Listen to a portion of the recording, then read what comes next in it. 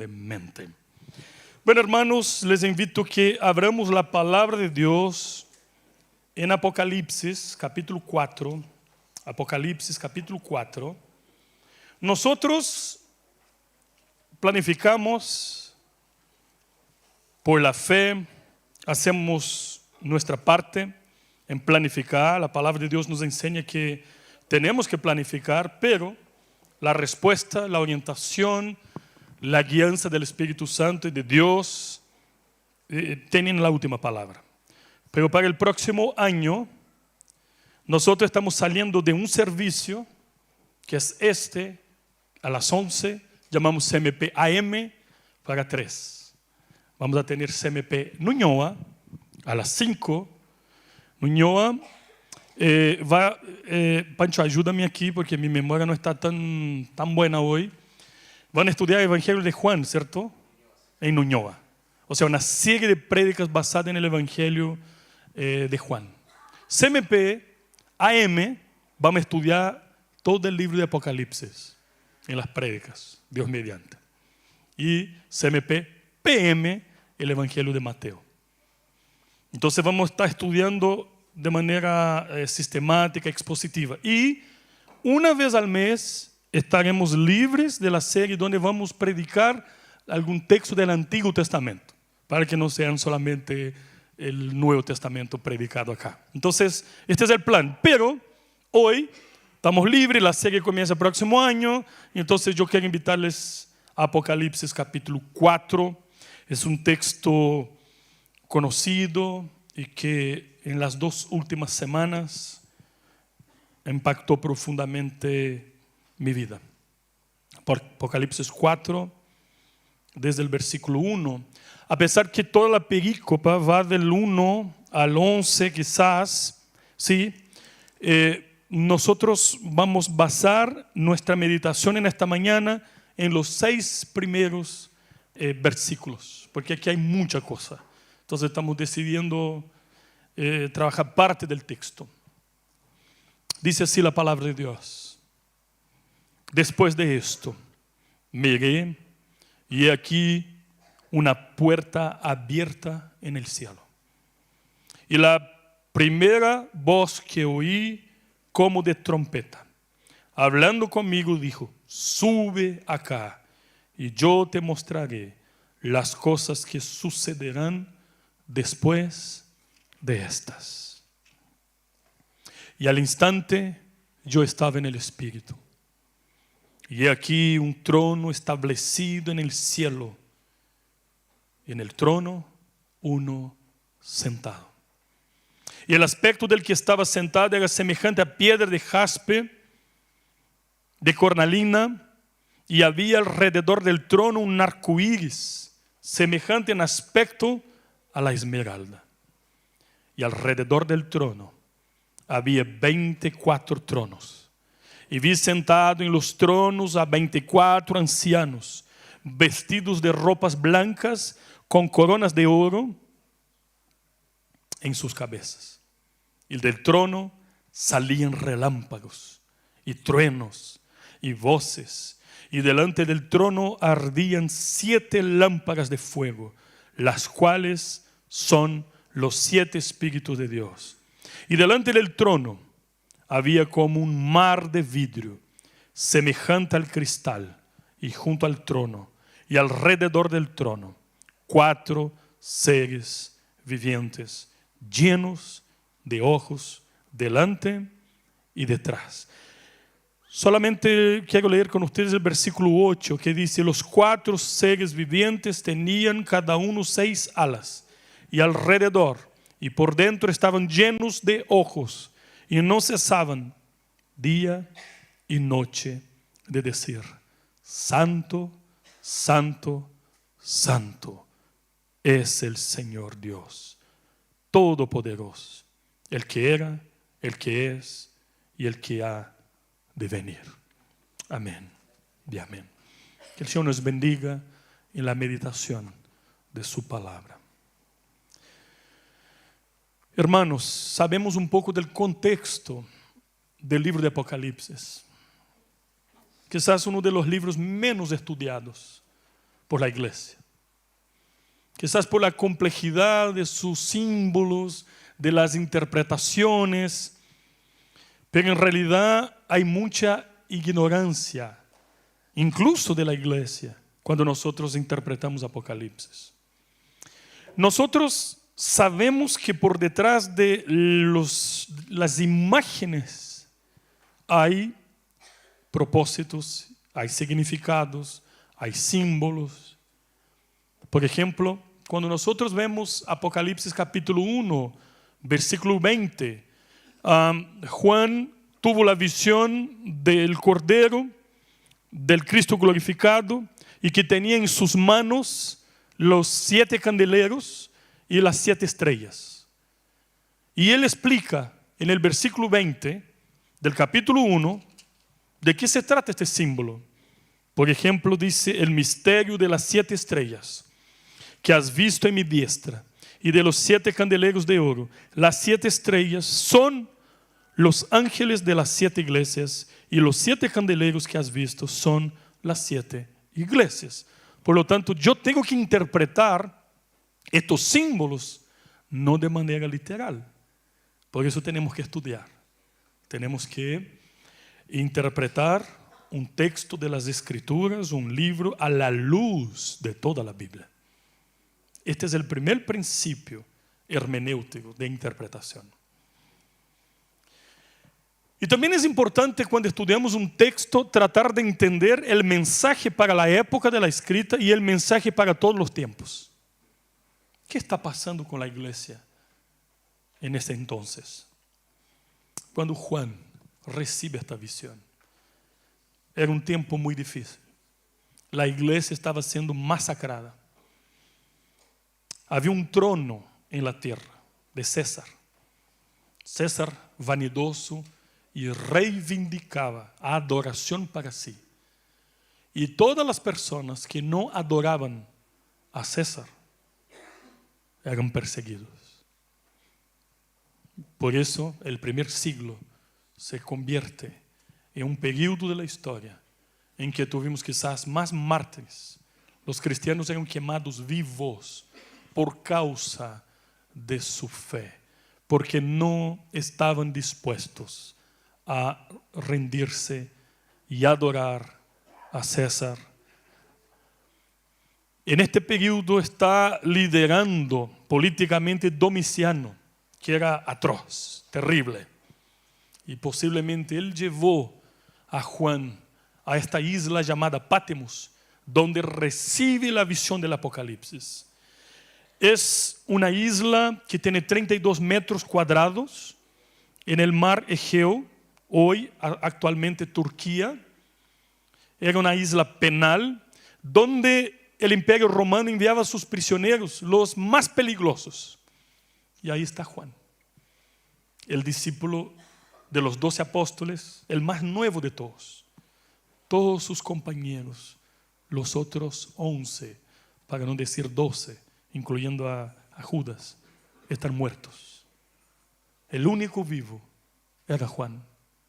Estamos hablando del año más o menos 96 después de Cristo, fin del primer siglo. Hablamos de eso, creo que domingo pasado. Quizás tanto preocupación, cuestionamientos, de qué me sirve ser fiel a Dios si mi vida termina de esta manera en una isla. Quizás yo no creo que Juan está haciendo este cuestionamiento, porque era un hombre fiel a Dios. Pero mucha gente, cuando lee y comienza a reflexionar, quizás piense: qué manera de terminar la iglesia de Dios en el primer siglo, perseguidos, muertos, tenía sus bienes arrestados, perdían sus trabajos cuando no estaban dispuestos a adorar a César, por ejemplo. Ser cristiano, fiel a Dios, en el primer siglo no era cosa para cobardes. Era vivir o morir. Era entender que servir a Dios de verdad es algo para quien ama más a Dios que a su propia vida. En este contexto, caos, persecución, sufrimiento, llanto, Apocalipsis dice que la iglesia lloraba por la persecución, pero también tenía gozo por entender que su muerte también era un sacrificio de adoración a Dios. Pero todo lo que pasa, todo lo que están pasando aquí, tiene un propósito. Todo lo que tú y yo pasamos en la vida tiene un propósito. Todo el sufrimiento tiene un propósito. Todo fracaso, pérdidas, incluso pruebas, incluso nosotros quizás hemos olvidado un poco, porque gracias a Dios las cosas mejoraron un poquito, pero nosotros vivimos una pandemia global, ¿cierto? El nombre ya dice, es una pandemia. Y que tuvimos cerrados. Y mucha gente preguntando, ¿qué será de nosotros? Y otros preguntando, ¿y ahora qué viene? Y eso también nos llevó, nos obligó a reflexionar en la pregunta, ¿qué rumbo y para dónde va la historia? ¿Cómo la historia camina? Y en este contexto, Dios abre una puerta en el cielo para Juan. ¿Por qué? Para consolar su corazón. Para decir, Juan, no te preocupes. Todo lo que estás pasando tú y la iglesia tiene un propósito. Yo te voy a mostrar el final de todo. El final. Porque a veces nos olvidamos que somos el único pueblo de la tierra que luchamos una tremenda batalla sabiendo que ya somos más que vencedores. En la eternidad ya fue dada la palabra de victoria a la iglesia. Y en la línea del tiempo, el propio Dios se hizo hombre para dar a la iglesia la redención y la victoria. Entonces, el capítulo 4 dice, después de esto, ¿de qué? ¿De qué habla? Nosotros ya hablamos domingo pasado que no podemos estudiar los 22 capítulos de Apocalipsis como si fueran en tiempo cronológico. Apocalipsis está dividido en 7 secciones. Y todas las secciones hablan del mismo tiempo, del periodo entre la primera y la segunda venida de Cristo. Esa es la interpretación de la mayoría de los estudiosos y yo, por ejemplo, creo en esto. Apocalipsis habla de pasado, presente y también de futuro. Porque es lo que Dios está diciendo ahora a Juan. Dice, mira el versículo 1, después de esto miré y he aquí una puerta abierta en el cielo y la primera voz que oí como de trompeta, es la segunda vez que él escucha la misma voz como trompeta. La primera fue en el capítulo 1, cuando él vio el Cristo glorificado en medio a su iglesia. Ahora cambia la posición, la ubicación. Ahí si tuviera un Waze, un GPS, se colapsaba, porque sale de la tierra y va al cielo. Creo que ahí no hay cobertura, ¿cierto? Entonces dice, sube acá y yo te mostraré las cosas que sucederán. Te voy a mostrar el camino que seguirá la historia. Está todo determinado. Está todo hecho. Yo soy el alfa y la omega. Yo conozco el fin desde el comienzo. He dicho muchas veces esto acá. Y es la interpretación bíblica. Hoy, en este momento, nosotros estamos en el año 2023, ¿cierto? En la línea del tiempo. Dios está por encima de la línea del tiempo. Dios no sufre daño, no se afecta con el tiempo. Él por encima de la línea del tiempo, Él mira toda la historia a la vez. al mismo tiempo. Por eso que las Escrituras dicen que para Él un día es como 1000 años. En este momento Él está aquí mirando a Adán, comiendo del fruto, está viendo el diluvio, está viendo los patriarcas, está viendo los profetas, está viendo los cautiverios del norte, del sur, cuando el pueblo de Dios fue disciplinado por el propio Dios.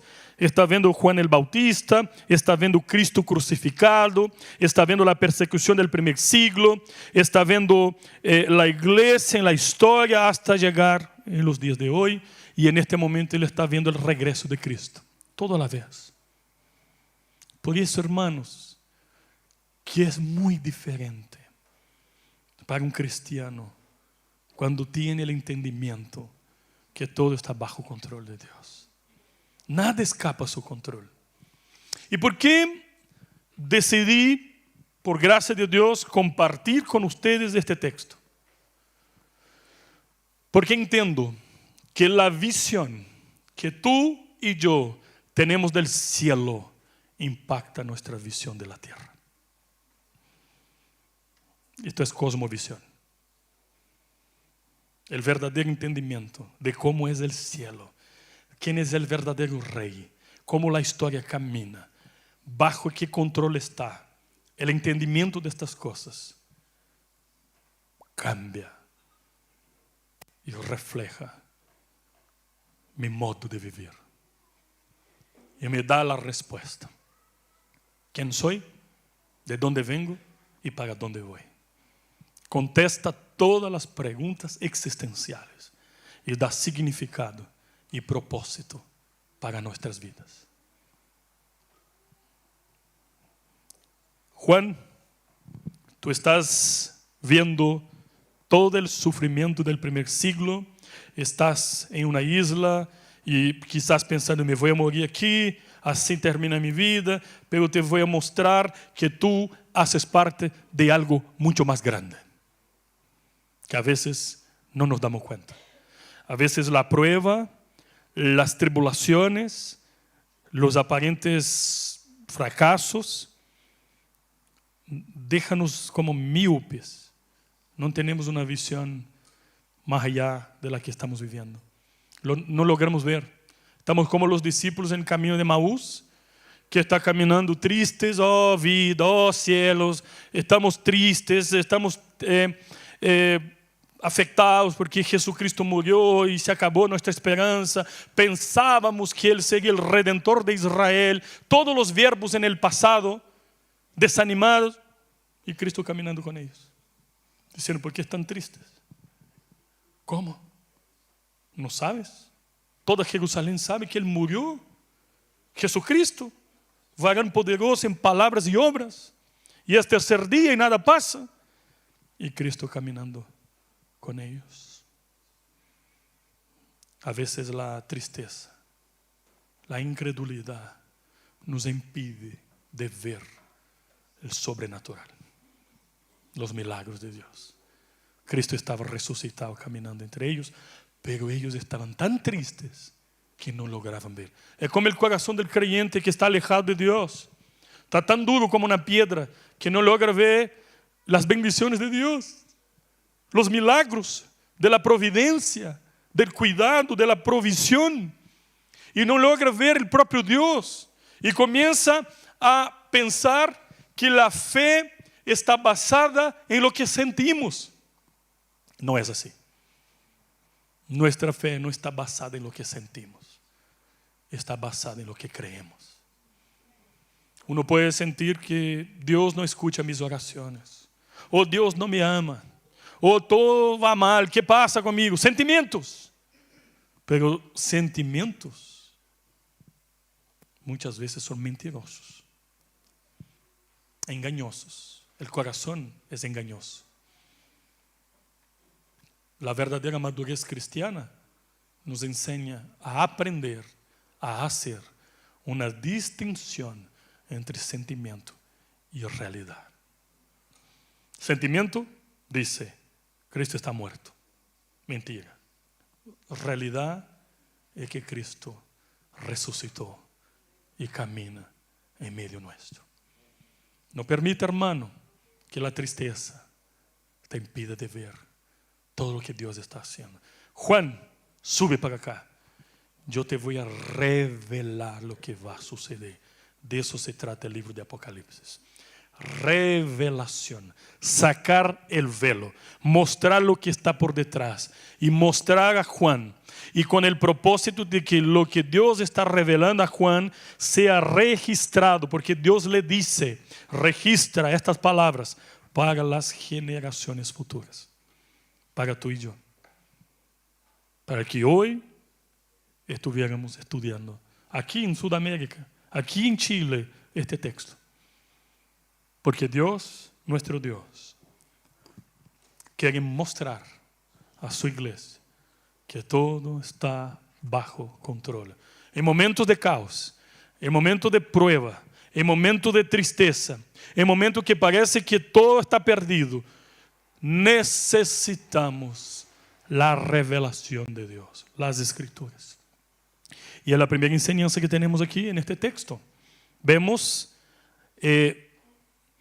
Después de eso miré y aquí una puerta abierta en el cielo, y la primera voz que oí como de trompeta hablando conmigo dijo, sube acá y yo te mostraré las cosas que sucederán después de esta. El versículo 2 dice que él está tomado por el Espíritu y la primera visión que él tiene es la visión del trono de Dios.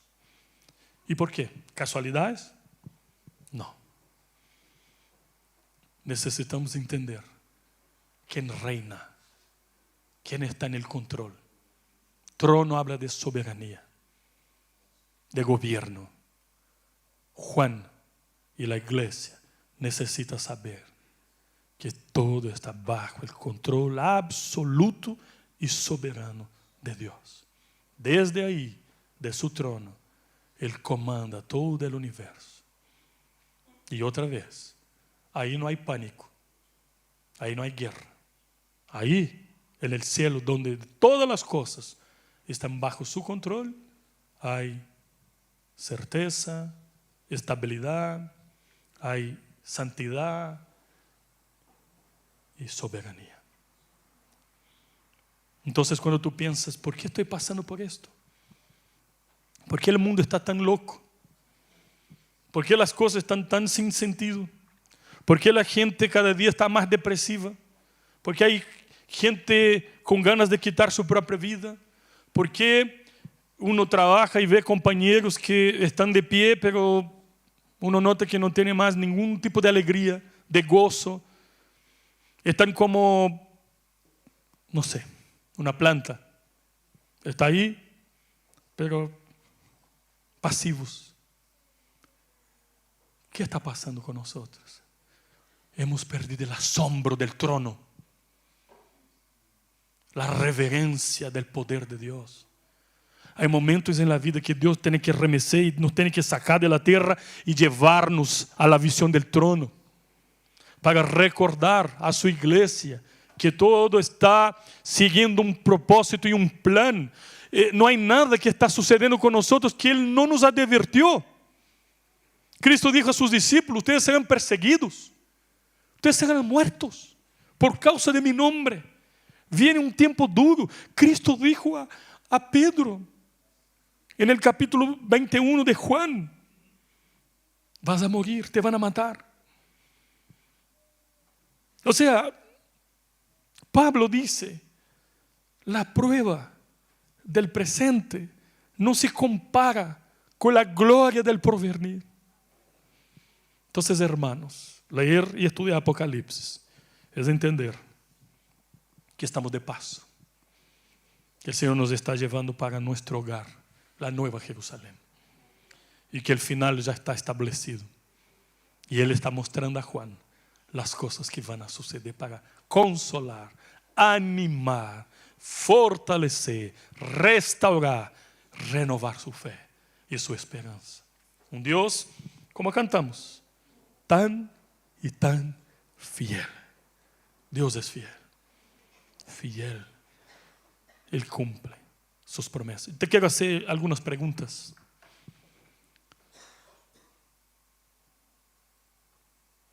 ¿Cuáles son las cosas que deberías estar viendo y no estás logrando ver hoy?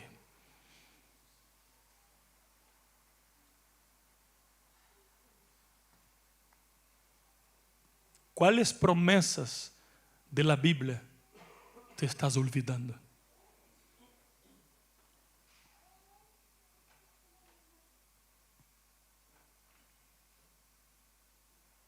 Si tú estás tan ansioso, tan preocupado, preocupada, sin saber lo que va a suceder, regrese a las Escrituras y Apocalipsis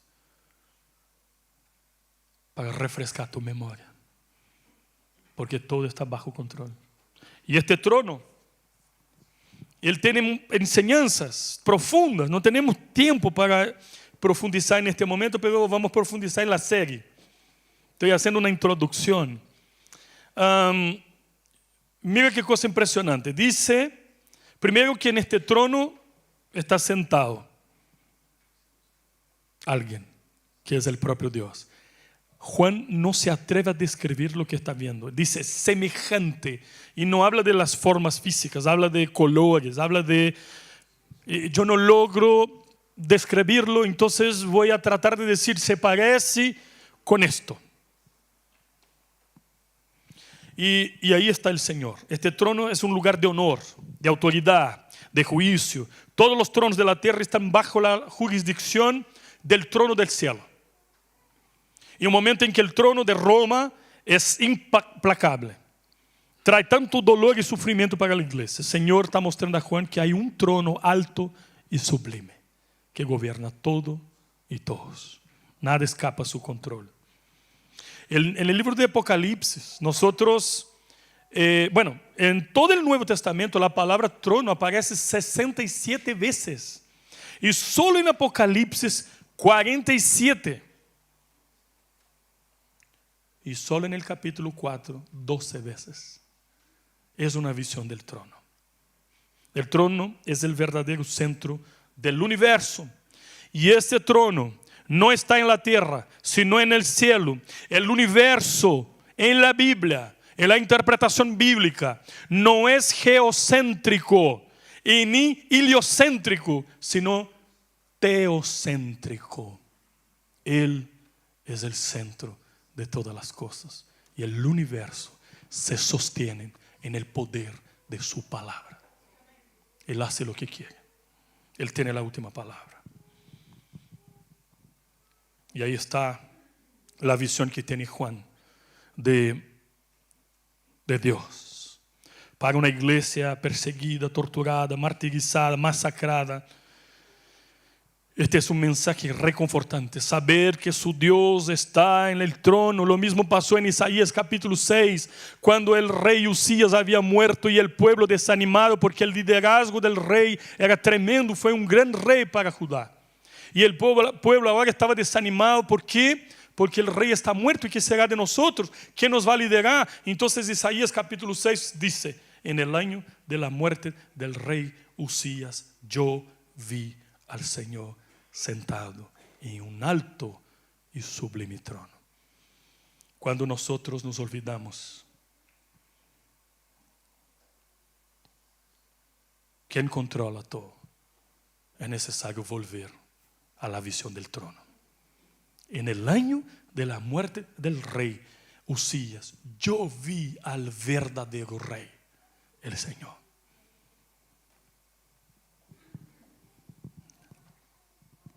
Ahora, mira qué cosas impresionantes. En el versículo 3 del capítulo 4 dice, y el aspecto del que estaba sentado era semejante a piedra de jaspe y de coralina. Y había alrededor del trono un arco iris, semejante en aspecto a la esmeralda. Aquí hay cosas que es difícil de entender, pero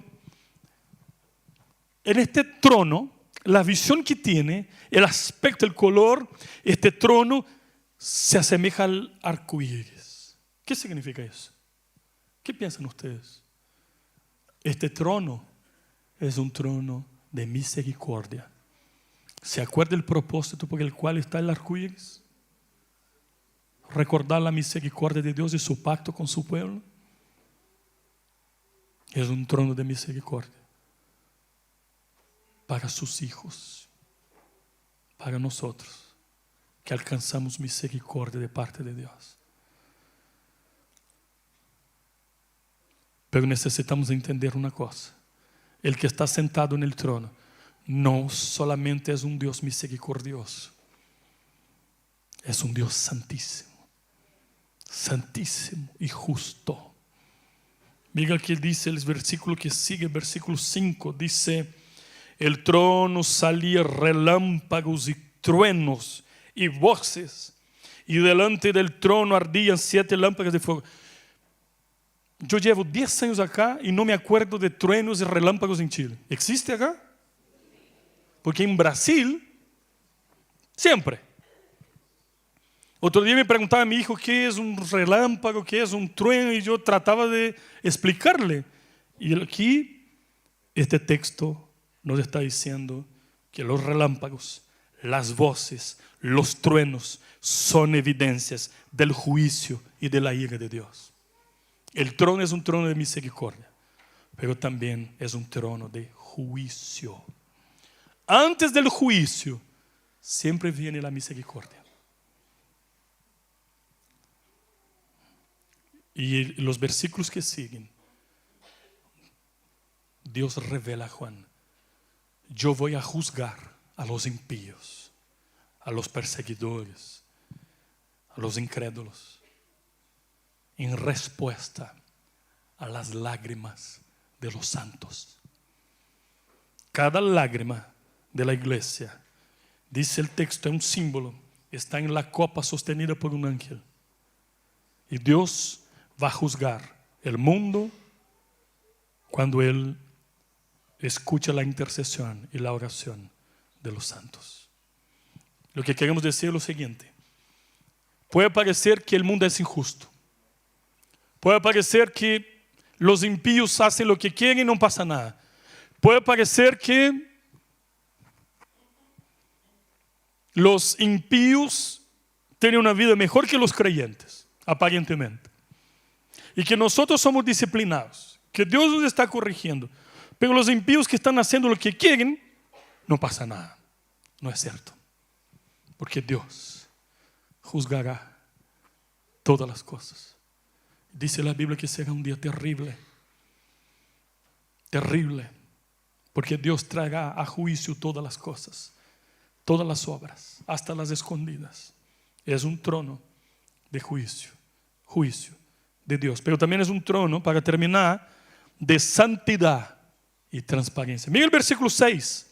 Dice: y delante del trono había como un mar de vidrio semejante al cristal junto al trono, y alrededor del trono 4 seres vivientes llenos de ojos detrás y delante y detrás, limpio, transparente. Es un símbolo de la pureza, es un símbolo de la santidad de Dios, en comparación con un mar sucio revelado en el Antiguo Testamento, que hace símbolo a nuestro pecado. Dios es completamente diferente de nosotros. Nosotros sucios, inmundos, corruptos, y Dios santísimo, y santísimo, y santísimo. Aplicando verdades, hermanos, en este texto, es impresionante que Juan ve la visión del trono, y ahí está Dios sentado. De un lado 12 tronos, del otro otros 12 tronos más. Y habla de los 24 ancianos. El número 24 es un número conocido, es la suma del 12 dos veces. Es la representación de la iglesia de Dios, representada en las 12 tribus de Israel, la iglesia del Antiguo Testamento, y los 12 apóstoles, la iglesia del Nuevo Testamento.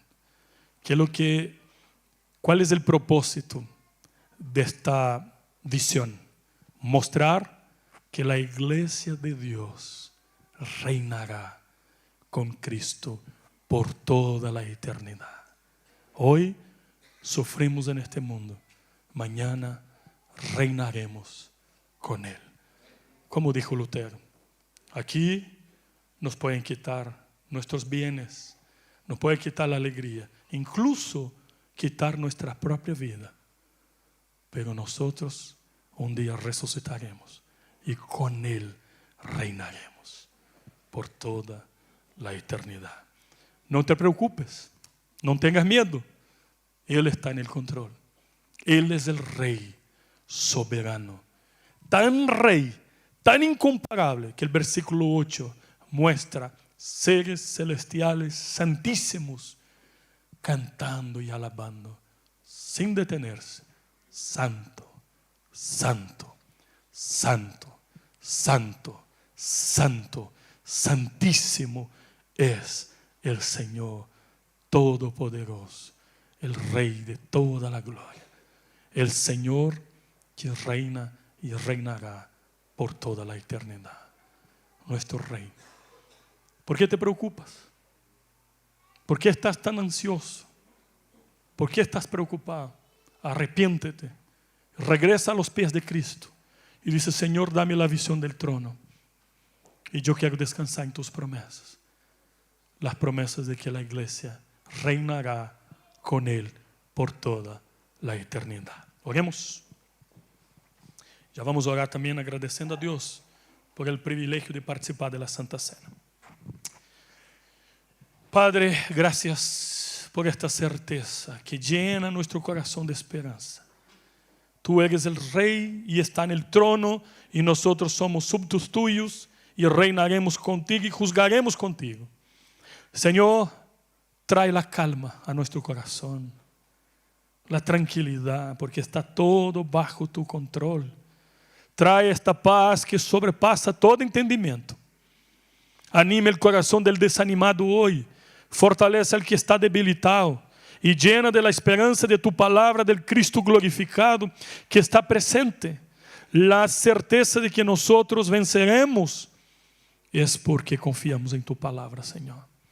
Te damos gracias. Y hoy estamos aquí para celebrar este triunfo delante de esta mesa preciosa. Bendice a estos elementos y anima el corazón de tu iglesia a participar de la Santa Cena. Bendice, Señor, a nosotros. Oramos agradecidos en el nombre de Jesús. Amén y amén. Quiero invitar a los presbíteros que pasen adelante.